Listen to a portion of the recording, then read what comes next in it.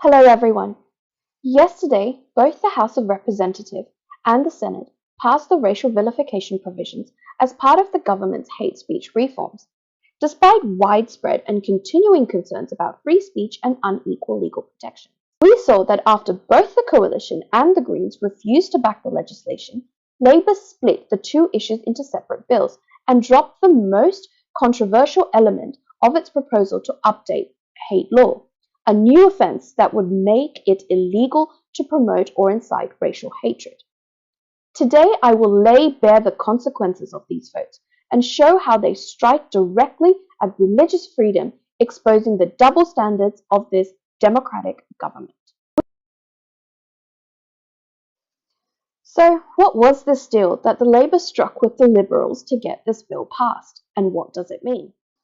It was not a principled compromise, it was a political triage.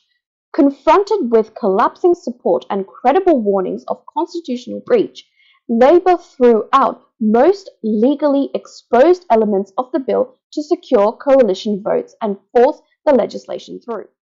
The religious clauses were not removed because the government accepted they were wrong. They were removed because they were legally radioactive. Their excision was damage control, pure and simple, a tacit acknowledgement that the bill, as originally drafted, pushed too far into territory the Constitution forbids. But this was not a retreat from overreach, it was a tactical retreat from embarrassment.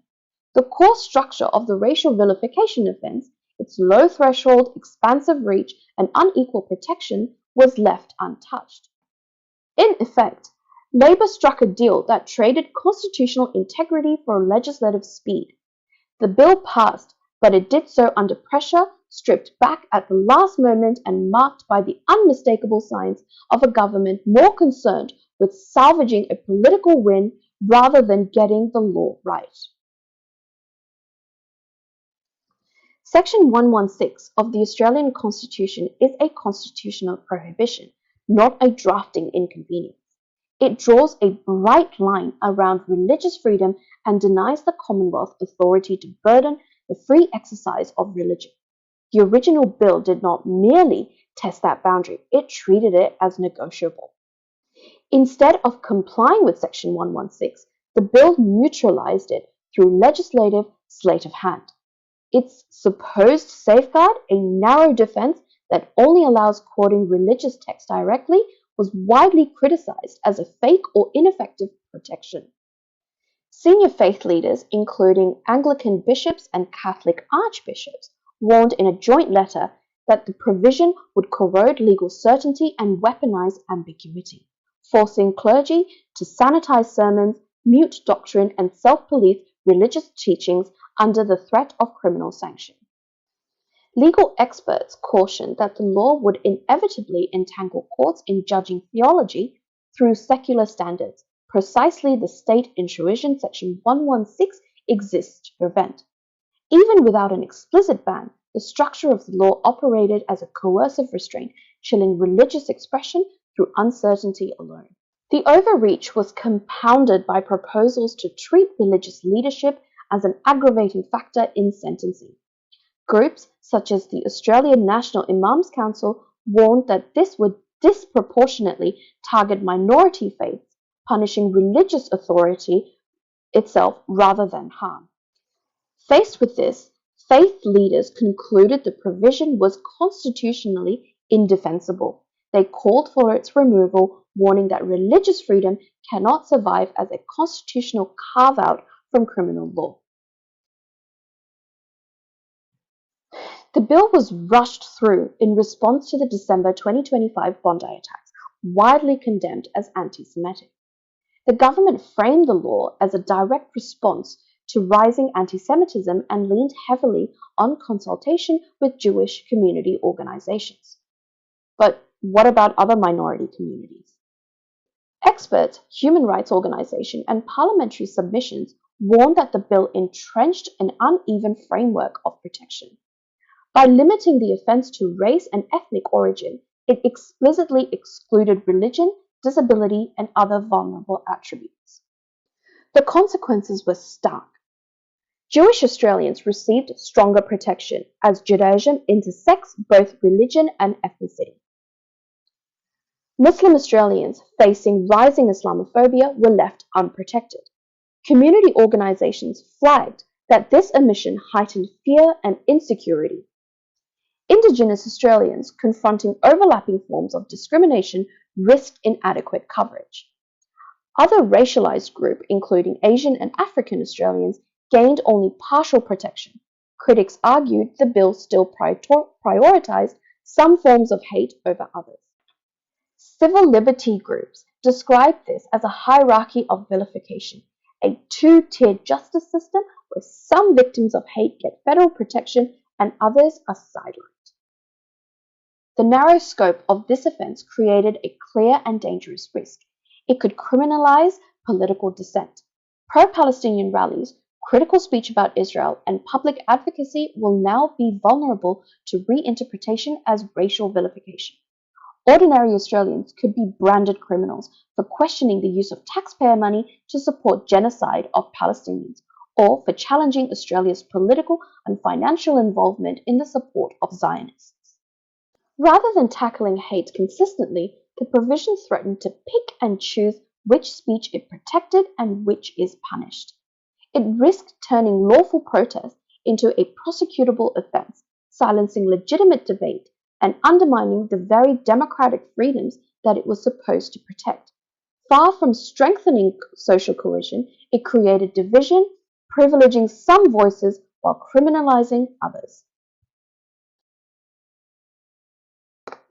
The bill does not merely target hate speech, it lowers the legal threshold to a point where ideology alone becomes criminal. Senior government figures have incessantly singled out Hizb ut-Tahrir, equating it to neo-Nazi organizations, and yet the law and plain reality paints a very, very different picture. Under Australia's criminal code, a terrorist organization must engage in or promote serious violence.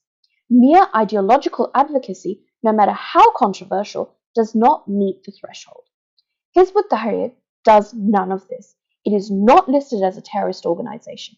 It operates openly, legally, and without violence, and yet it is relentlessly branded as inherently dangerous, vilified in the media, and scapegoated for fears the law itself cannot justify. Meanwhile, Australia's most notorious neo-Nazi group, openly committed to racial hatred and extreme violence, disbanded in January 2026. Why? Because the proposed laws would make its continued existence a criminal act. Think about this. Those preaching violence are forced into the shadows by the law, while those advocating non-violent political ideas are publicly demonized and treated as threats. The contradiction is apparent.